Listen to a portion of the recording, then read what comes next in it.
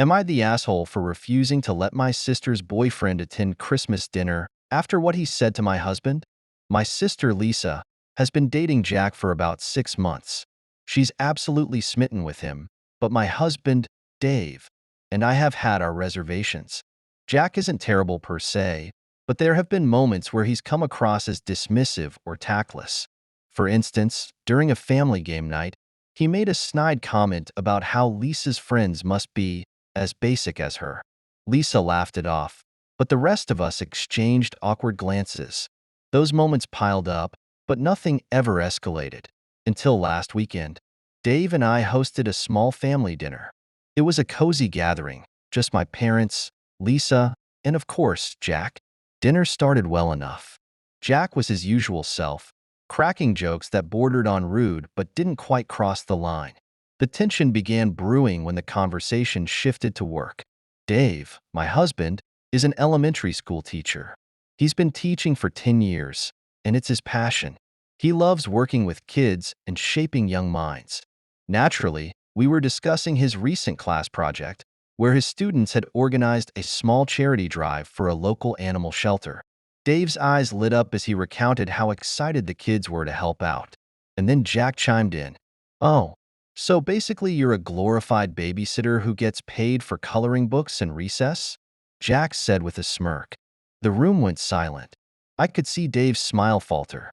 He tried to laugh it off, saying something like, "Well, it's a bit more than that." But I knew the comment had hit him hard. Dave pours his heart into his job, and the last thing he deserved was to have his work belittled by someone who didn't even have a job himself. I couldn't stay quiet. I turned to Jack and said, "At least Dave contributes something meaningful to the world.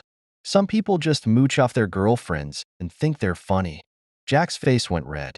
"Excuse me," he shot back. "You heard me," I replied, refusing to back down. Lisa jumped in, trying to defuse the situation, but Jack was already standing up. "You've got some nerve," he muttered before storming out. Lisa apologized to everyone and followed him. The rest of the evening was awkward, to say the least. Dave tried to brush it off, saying it wasn't a big deal, but I knew it was. Later, when we were cleaning up, he admitted the comment had stung. "I don't know why he'd say that," Dave said quietly. "I love what I do." The next day, Lisa called me. She was furious. "You embarrassed Jack," she said. "What you said was completely out of line." "Out of line?" I countered. "He insulted Dave for no reason." "It was a joke," she insisted. "You didn't have to attack him personally." "Lisa," I said, trying to keep my voice steady, "he needs to apologize. Until he does, he's not welcome in my house." Lisa hung up on me. Over the next few days, I got texts from her accusing me of being unfair and ruining the family dynamic. I didn't respond. I wasn't going to back down from defending my husband. Now, Christmas is just around the corner, and the tension hasn't let up. Lisa called me again yesterday to ask if Jack could come to our family Christmas dinner. "It's the holidays," she said. "Can't we just move past this?" I told her no. "He's not stepping foot in my house until he apologizes to Dave." Lisa exploded. "You're such a hypocrite. You expect him to apologize for what he said, but you won't apologize for what you said about him." "Because what I said was true," I replied. "And maybe if he didn't live off of you, he wouldn't feel the need to tear down other people's careers." She hung up again. Our parents are staying neutral, though my mom did suggest that it might be best to let it go for the sake of the holiday. "You don't have to like him," she said, "but maybe it's better to avoid more drama." But here's the thing. I don't think I'm the one causing the drama. Jack crossed a line, and I'm simply standing up for my husband. Why should I welcome someone into my home who disrespected the person I love? Why should Dave have to sit at a table with someone who made him feel small? Dave, ever the peacemaker, told me he's fine with whatever I decide. "If you want to invite him, I'll deal with it," he said. But I could tell he wasn't entirely comfortable with the idea. And honestly, neither am I. Lisa thinks I'm being unreasonable, but I see it differently. Jack's behavior isn't just about a single comment. It's a pattern of disrespect. If I let this slide, what's stopping him from saying something worse in the future? I'm not willing to set that precedent, especially not in my own home. So here I am, stuck between wanting to keep the peace for the holiday and wanting to stand my ground. I keep replaying the argument in my head, wondering if I could have handled it differently. Maybe I shouldn't have brought up Jack's unemployment, but at the same time, he pushed me to it. He insulted my husband first. Isn't it natural to defend the people you love? Now Christmas is only days away, and the family group chat is a mess. Lisa's barely speaking to me. My parents are walking on eggshells, and I'm questioning whether I'm being too stubborn. But deep down, I know I'm doing this for the right reasons. My home should be a place where Dave feels respected and valued. If Jack can't offer a simple apology, maybe he doesn't deserve a seat at our table. So, am I the asshole for refusing to let my sister's boyfriend attend Christmas dinner? Or am I right to stand up for my husband and demand basic respect in my home? Story 2. Am I the asshole for not getting my ex's affair child a Christmas gift? I want to start this story by saying that my life is far from perfect, and I am not here to paint myself as a hero or a villain. This situation has been weighing heavily on me, and I'm struggling to figure out if I'm truly in the wrong. Let me give you the full picture, and then you can judge for yourself. My ex-husband cheated on me while we were married. That betrayal destroyed our relationship and fractured our family. To make things worse, his affair resulted in a child, a little girl, now 4 years old. He has full custody of her because her biological mother has completely abandoned her, emotionally and financially. The mother doesn't pay child support, doesn't visit, and doesn't acknowledge her existence. It's heartbreaking for the child, I'm sure, but I have no relationship with her. I've only seen her 5 times, and every time has been brief. I don't feel connected to her, and I've chosen to maintain my distance.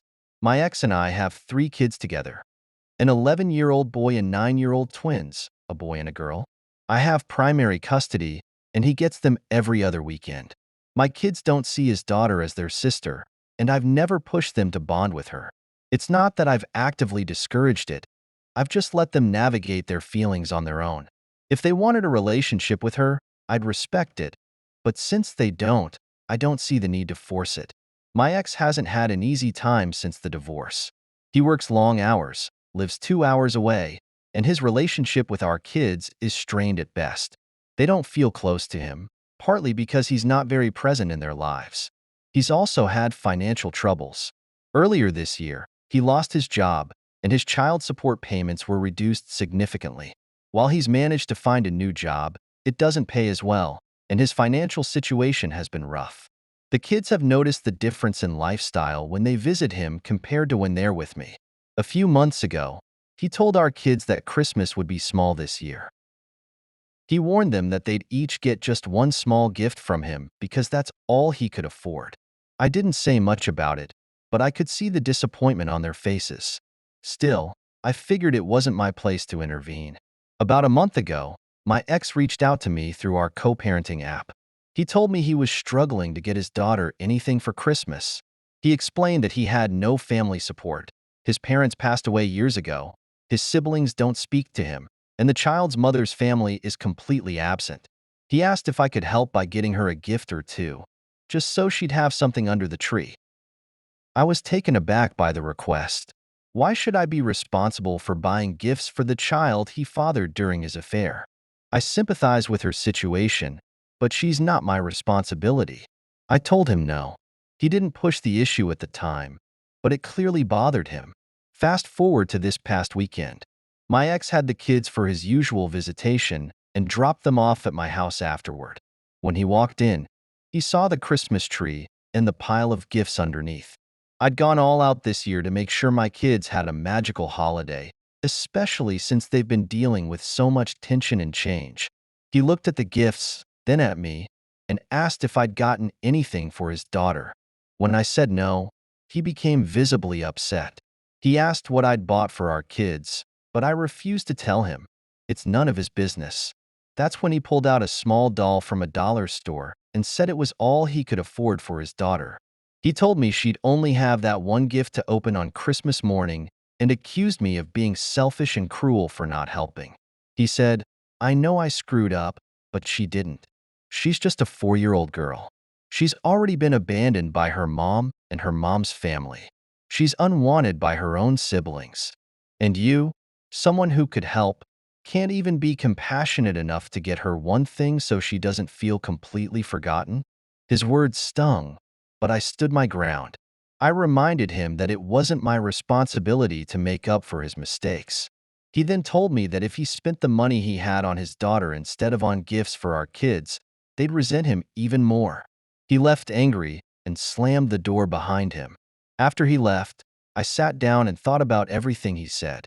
I know his daughter is innocent in all of this. She didn't ask to be born into these circumstances, and she doesn't deserve to feel neglected. At the same time, I feel like my loyalty lies with my own kids.